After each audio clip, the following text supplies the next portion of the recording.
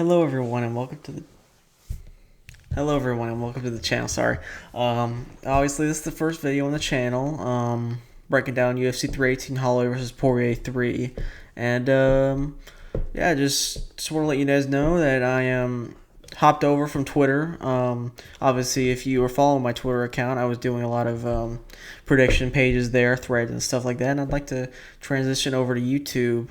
So just, if you have any videos of mine that you'd like to suggest, or video ideas, just drop in the comments. Obviously like and subscribe, and yeah, I'll take a look, and once we get this thing rolling, yeah, I'll definitely take a look, but until then, let's get right into the fights. Alright, coming up, first fight at flyweight, we have Judice versus Nicole Caliari. Judice is minus 350. Caliari, the comeback, is plus 285. I think this is pretty cut and dry, in my opinion. Judice, despite only having 6 MMA fights, really good striker. Uses the range really well. 5'7", pretty long for this division. Got great boxing. Obviously, the kicks are there too. We saw that in our last fight, head kick knockout. And I think against Caliari, the size is really going to be a big advantage for her. Caliari is a girl that doesn't excel at anything very well. Like, she's got okay striking. Her takedowns are not great. Jiu-jitsu, obviously, she definitely knows what she's doing on the ground. Pretty dangerous there, but I just don't see the takedowns needed to get into the ground. Obviously, she is tough. She will grind forward, but I think Judice will be able to pick her apart on the outside. Probably go to a decision. I think got Judice by decision. Pretty confident in her, but I mean, Caliari is tough. She does try to work through situations, so the plus 3.5 may not be a horrible option. All right, moving on in the middleweight division, we got Bruno Ferrer versus Jackson McVey. Ferrer minus 570 favorite. Comeback on McVey is plus 420. Now, the odds are wide in my opinion, but I do think Ferrer should win. And if Ferrer wins, he probably will look minus 570. This guy is a finisher. On the feet and on the ground, this guy is a finisher. And I think McVey, in order for McVey to win this, I think he has to really look to punish Ferrer in the later rounds if it gets there. He needs to really not conserve his energy, but make sure he's safe in the first round, and they can really look to press the advantage in the later rounds. And I'm just not sure he's going to be able to do that. He is tall, he's got a long reach, and, you know, he could land something on the outside. But Bruno is, you know, this guy is pretty good. Very good, actually. You know, he's got the judo background, so if this guy wants to clinch with you and toss you, he'll do that. But I mean, obviously, he's known for the power, right? This guy does swing bombs on the feet. Taking a guy short and stocky like that down is going to be really hard. You know, I think he will knock him out probably in the first round. So I got Ferreira. You know, if he wins, he will look like it's minus 570. But I'd pass on that. I think there are a couple fighters I'm a lot more confident in at the similar price range. All right, next up at heavyweight, we got Ryan Spann taking on Lucas Dresky. My bad. Both 33, but I mean, these are two different dudes, and I'm going to say I'm pretty confident in Spann here. Spann is the favorite, minus 210. Comeback on Dresky is plus 180. Now, a lot of people are going to be, and rightfully so, they're going to be a bit concerned about Spann, mainly because he looked really bad in his heavyweight debut, and the dude just doesn't look in shape for heavyweight. I'd like to see him, if he were to continue at heavyweight, probably cut like about 10 more pounds just to fill in that muscle a little bit more, but he still does have the skills. Dresky just doesn't at this point, and at this stage in the UFC, he just doesn't have the skills to hang. And, you know, he can't come into the UFC, and everyone saw this, you know, he's ripped, you know, he's got power, but this guy it's just striking just too slow, and his defense is not good, and the durability obviously isn't there. He's knocked out a bunch. You know, he's been knocked out his last 2 fights. 3 of his 4 wins are losses by knockout. And I just think that Spann is going to have the power, you know, at range, 6'5", right, that still translates to heavyweight. And obviously has the BJJ in the back pocket. We saw against OSP where he was able to capitalize on that slow striking and, you know, rock and then find a submission. I think he can have the same effect here. I'm going to play Spann by knockout. You know, obviously it is heavyweight, and he's been very inconsistent recently on a bad, not losing streak, but he's lost a lot of his last couple fights. So I'd be careful, but I'm pretty confident in Spann. I think he gets it done. All right, next up, we got Jimmy Cruz taking on Marcin Prashian. Cruz minus 335. I'm going to talk about that in a bit, but I think that is very wide. Comeback on Prashian is plus 275. Now listen, If Cruz comes in here and he just steamrolls Prashian, he knocks him out, or he takes him down and submits him, I wouldn't be surprised because he has the skills. He has the skills. He has the striking. He has the power. And on the ground, he is very dangerous. He has the takedowns, But this guy has not won a fight in 5 years, right? He's like 0-3-2 in his last 5, which is wild. And this guy just doesn't seem to, I don't know, maybe have the heart. This guy had like a half-baked retirement after his loss to Menefield. Then he comes in about 2 years later and, obviously wants to fight in the home crowd. Then he comes in, 10-8 the dude in the first round. And then he loses the fight. So, not loses the fight, but has a draw, my bad. But, it's just, and they were both gassed, and they were both tired, and he beat him up bad, and he just couldn't follow through, And if I know one thing on Prashian, the dude's not the most durable. But, he does have power, and he will go for it, right? We saw that in his last fight. He was rocked in the second round. He turned it around. He rocked Bukowski's back. And he rocked him again in the third round. And for some reason, the fight IQ obviously isn't there either. He went for a takedown, gassed himself, and got submitted. And that is what it is, But I think Prashian has a real shot at knocking Cruz out. This guy has been chinned in the past. Obviously, I don't know what the mindset is at this point in Jimmy Cruz's career, right? He's still 20. He's definitely turned around at only 29, but I am going to go with the underdog here. Way wide odds, in my opinion. I'm going to go Prashian. I have him by knockout. But again, wouldn't be surprised if Cruz just steamrolls this guy. All right, next up we got Adam Fugit taking on Islam Dulatov. Dulatov, tied for the biggest favorite on the card, minus 650. Comeback on Fuji is plus 475. And this guy Dulatov is good, man. And I think that the price and the recent slump of Fuji is the reason why we're getting these odds. Dulatov is a really dangerous striker. And, it's not just a striking, too. Like, you'll see the highlights. Obviously the highlights will be striking. But this guy is a great grappler, too. This guy's got a lot of submission wins. And if Fuji, this guy is durable. So if Fuji is able to take a beating in the first round and a half, and he tries to transition to the wrestling, which he has had some success in the UFC, this guy Dulatov can, have success in these scrambles, can find something in these scrambles. And that's why I'm so confident in this pick, is he can really cover Fuji everywhere. And that's really the goal when I look at how confident I am in these picks, is that can they cover their opponent everywhere? And I think he can. I think he has a takedown defense, he has the grappling, and he definitely has the striking, he has the power. So I'm going to go Dulatov. I think he knocks him out, even though Fuji is tough. I do think Dulatov still knocks him out early in this fight. All right, next up, another big favorite. We got Thibaut Goautier taking on Robert Valentine. Goautier minus 650, comeback on Valentine plus 425. And again, another confident pick. I think Gautier is going to win. And it's really the athleticism, not just the power, but the athleticism, the way he puts together strikes really well. This guy isn't just like a brawler that has a lot of power. This guy does set up his strikes really nicely. Got some good kicks and knees. He uses them and mixes them together really well. As you see in the graphic, he switched stances a lot. He's got the long reach and just a huge frame for middleweight in general. This guy has a ton of muscle mass. And I think it's Valentine. It's going to pay dividends. This guy Valentine gets hit a lot. This is a guy that also is dangerous on the feet and on the ground. But this guy, he goes for it, but he gets hit a lot. This guy gets lit up. This guy just wants to go in there and brawl, have a good time. But, sometimes it leads to him losing, And sometimes, that ends up, he doesn't wrestle as often as he should. He doesn't grapple as much as he should, because he does have decent grappling. And, if he doesn't go to that early in this fight, I think he's going to pay for it, because Gautier has the ability to just knock people out. He just has that power. And so I think I'm going to go here, Gautier by early knockout in this fight. All right, next up, 170, we got Francisco Praau taking on Nikolai Veritenov. Obviously, at first, I don't think these odds are good. Praau is minus 145 and Veritenov is plus 125. At first, I was going to lean Veritenov ever so slightly, because it's mainly, because of the range. It's the range and the way Praau has been struggling with range recently, right? The losses El Hoover, he come up to welterweight, had another rangy guy, Jake Matthews, and he lost to him because he just couldn't get in the pocket. He had just the takedowns, but he kind of abandoned him later in the fight, and he just couldn't get in to the range he wants to box in. And I think I was going to pick Veritenov mainly because this guy can't keep range right. This guy is a competent striker.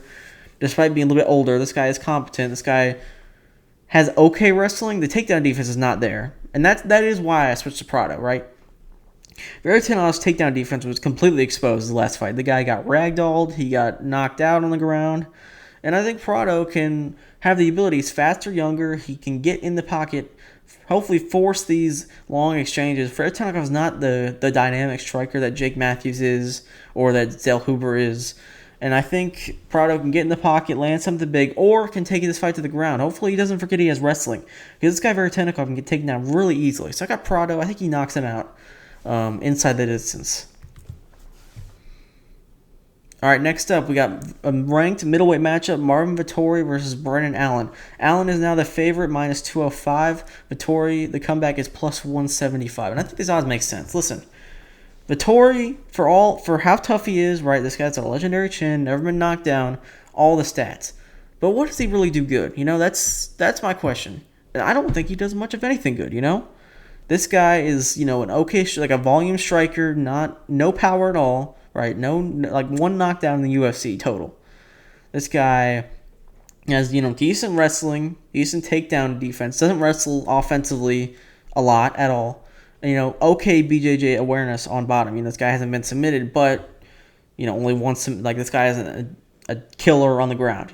Obviously, because this guy barely finishes his fights. And I think Allen, the difference is in people. This is going to sound crazy, but Allen is the better boxer in this fight, in my opinion. The better overall striker, definitely. I think this guy used the height, used the reach. He gets in there, and he just gets into Vittori's face. And Vtori has, been a guy that, take one to give one. And Allen, the shots are going to be there for Allen. The shots are going to be there on the feet. If he doesn't force the wrestling, he should be perfect in this fight. Like, he doesn't need to... The problem that he's had in the past is he forces the wrestling, and he did the last fight too. He's winning on the feet against Fluffy, rocked him a couple times, and he forced the wrestling, and he shouldn't force the wrestling in this fight. I think if he keeps his standing, he can obviously shoot for takedowns. That is his world. He's got great BJJ, but he's just on the feet. I think he's perfect. Vtori, guy that gets hit, lost a striking exchange to Delidze, or the fight to Delidze, just in striking. So I think Allen can come in here, and I think he can touch up Vtori on the feet. I got Allen pretty confident. I think he wins by decision. All right, next fight, feature prelim, 135. We got Phillips taking on Vinicius Olivivera. Olivivera is a slight favorite now, minus 150. Comeback on Phillips is plus 130. And actually, I'm very confident in this fight here. Despite the odds getting increased in the closer, Olivivera start of the week is around minus 180. He's gone down a lot. Phillips is a dude that, he has, obviously, again, you can't be ranked 12th at bantamweight without skills. This guy has skills. This guy is, very flashy, and that's kind of, it. It's the problem with him is in the first round, right, this guy is very flashy. This guy does have the spinning attacks, has the takedowns, has all of that. But as he slows down, if he cannot get those takedowns in the later rounds, he slows down a lot. And, he can definitely be hit. In the last fight, he just could not catch up to the striking pace of Rob Font. And I think Vinicius Olivivera is going to put an even bigger pace on Phillips. He has the takedown defense, showed it in the Simone fight. And he has his name is Lock Dog. He has a dog in him. He can push through bad situations. Pushed through bad situations 2 times in a row. His last 2 fights, he's been injured. And he pushed through those situations and got wins over very good opponents. So I got Olivivera here. I think he knocks him out late in this fight. People forget he has a crazy power. And so I think he knocks out Phillips maybe second, third round. Obviously, there's a world where Phillips can get these takedowns and Olivivera it's like laying on his back trying to get submission. That's not how he is, though. He always works, and I think he knows the matchup he has in front of him. All right, moving on to the main card, we got Michael Johnson versus Daniel Zellhuber. Pretty cut and dry for the first fight. I think Zellhuber should be pretty much better everywhere on paper against Johnson. Obviously, Johnson is not. At this point, we know he's not a bum. He's a very good boxer. But I think Zellhuber, obviously with the height, with the reach, this guy's a lot younger too, and this guy can take a beating. Like even if he gets caught, which I don't think is going to happen, but if he does, he's shown he has a monster chin. This guy can take a punch, and despite, I don't think he knocks... obviously, there's a world where he knocks out Johnson. Johnson's been knocked out plenty of times before. But I do think his power is a little bit overrated. I think that he wins by decision here, but, pretty cut and dry. I think he gets it done. All right, next up, interesting fight. We got Dan Ige versus Patricio Pitbull. Dan Ige minus 220, very wide in my opinion. Taking on Pitbull plus 185. And I'm going to go, first of all, right off the bat, I am going to go Pitbull. But I do hope we see a little bit more action. I think we will get it because unlike the Rodriguez fight, which is a bad stylistic matchup for him, because Rodriguez, what he was doing in that fight was kicking a lot, kicking and keeping the range, because Pitbull's obviously a shorter guy in this division. So he's kicking and keeping the range and used that reach really well in that fight. And Pitbull just was like kind of frozen out there. You know, he didn't know how to deal with the kicks of Rodriguez. I think Ige is going to be a lot better for him because Ige will accept those boxing exchanges. And Ige, as I mentioned, he's got power. And if he puts Pitbull away, I wouldn't be surprised. But Pitbull is going to love this fight a lot better stylistically for him because the boxing exchanges are going to be a lot better. He'll have opportunities to take Ige down. Ige has shown that, you know, while he did get that third round knockout against, you know, Sean, obviously it was an early stoppage, but against Sean Woodson, this guy, if you do put a pace on Ige, he will slow down. So I'm going to go Pitbull here, just a little bit of a flyer pick. Not crazy confident because, again, we haven't seen him in the UFC performing at a high level yet, but this is a much better matchup for him. I have Pitbull by decision. All right, next up we got Holland versus Rodriguez. Holland is minus 550. Comeback on Rodriguez plus 400, and I think these odds make sense. Pretty simple fight again. Holland has got on the feet, got the reach, got the height. Should be the far more powerful striker on the feet against Rodriguez, who just, in my opinion, is really like slowing down. Despite the win streak, he's slowing down at his age. He's the cardio isn't great. From what I've seen, the cardio just isn't great at his age, and I just don't think this guy has the speed or the power to hang with Holland on the feet, and even especially on the ground, because we've seen Rodriguez struggle a lot with these lengthy grapplers. Neil Magny comes to mind, but Holland, if he wants to shoot his takedowns, I mean, he can definitely find opportunities in the scrambles. So I'm going to go Kevin Holland here. I think he knocks him out. Obviously, I think he definitely finishes inside the distance because he can cover him in a variety of ways. I'm glad the odds moved to minus 550. This seems a bit more appropriate. The odds were down to like minus 375 a couple days ago, but obviously people have, you know, kind of jumped on that. All right, co-main event, we got Paulo Costa taking on Roman Copilov. Costa is plus 195 as the underdog. Copilov minus 230 the favorite. And listen, this is a pretty interesting fight because I think if Costa can do as he promised, right? He said he's going to be this high volume striker, and he comes in here, you know, he does show that, he shows that he's a high volume striker. Maybe threatens a couple takedowns. This could be very interesting because Copilov is a guy that gets tired, that doesn't throw with as high pressure and intensity as the fight goes on. So I think if Costa is able to pressure this guy, Copilov, he could have success later in this fight, but obviously we have to go along what we've seen out of him recently, and it has not been great, to be honest. And I hope he wins because he's always in a good fight, but Copilov, in my opinion, to be much sharper on the feet. He's going to be not more powerful, but he's definitely going to have more accurate strikes on the feet. Obviously, we've seen this guy can wrestle if he needs to, so maybe he mixes it up himself, but I got to imagine Copilov will be able to maintain the distance in the striking. I have him by decision in this fight, but, you know, Costa can definitely make something happen, you know. He definitely has the skills to do that. All right, main event time. We got Max Holloway versus Dustin Poirier. Obviously, Poirier, retirement fight, right, in Louisiana, big moment for him. But I do think he drops this one. And I'm not, at first, I was going to pick him, you know, because, you know, obviously retirement fight, you know, Max moving up again after getting knocked out.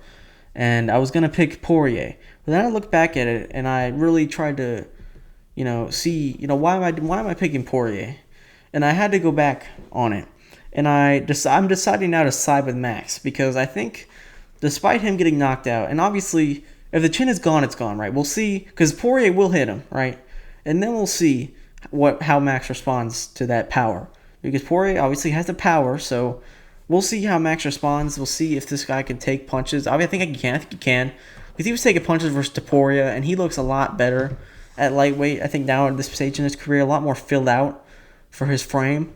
And I just think he'll be able to push up pressure late into the fight and kind of not break Poirier, but I think he'll take over this fight late in the fight. Obviously he has a little bit more power at lightweight. I think he can, threaten with that. Obviously I think the takedown defense will be good against Poirier. I don't think Poirier will be looking to shoot takedowns in this fight. And I think Holloway can, really put on the pressure, has the cardio. Obviously, I think the chin is still there, in my opinion. And, I think he can really put a pressure on Poirier. I think he can win this fight. I have him by decision. Again, not if the chin fails, it fails. And if it does, I expect a long losing streak for him. But I think Poirier can definitely take this fight. I'm going to go Holloway, though. I think he capitalizes on his quick striking, his quickness. The Poirier, I think I see signs of, the guy, obviously, the physical deterioration in him. Obviously, he looks great this fight week, but it's just the age is concerning. So I'm going to decide Holloway. Not crazy confident in it, but that is the video, you guys. I'd love to know your thoughts and in the comments. Obviously, if you want anything else on the graphics, just let me know. I'm happy to listen to what all you guys think. But thank you guys a lot for watching. Obviously, I'm new to this, so give me some time. I'll probably build up a little bit better.